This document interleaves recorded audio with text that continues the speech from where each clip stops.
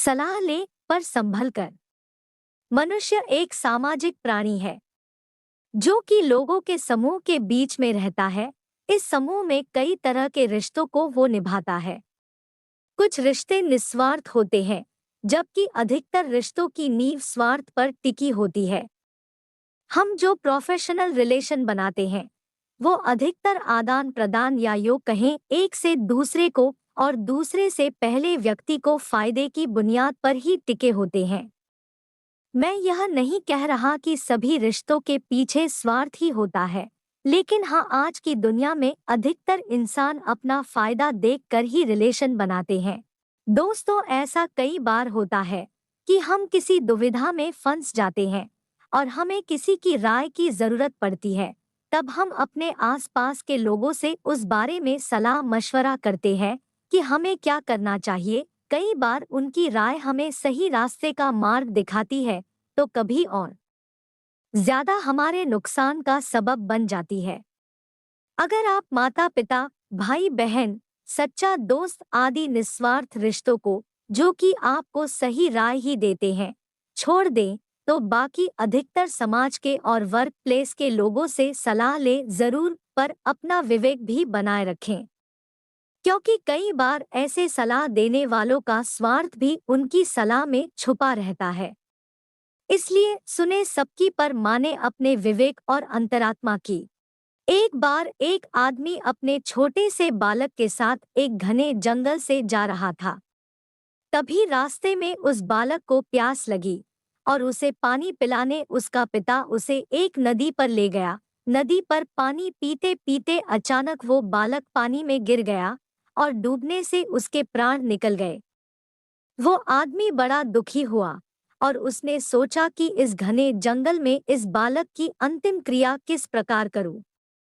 तभी उसका रोना सुनकर एक गिद्ध, सियार और नदी से एक कछुआ वहां आ गए और उस आदमी से सहानुभूति व्यक्त करने लगे।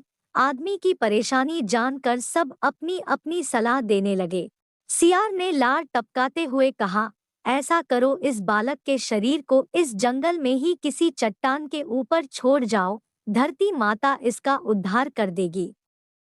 तभी गिद्ध अपनी खुशी छुपाते हुए बोला, नहीं, धरती पर तो इसको जानवर खा जाएंगे। ऐसा करो, इसे किसी वृक्ष के ऊपर डाल दो ताकि सूरज की गर्मी से इसकी अंतिम गति अच्छी हो जाएगी।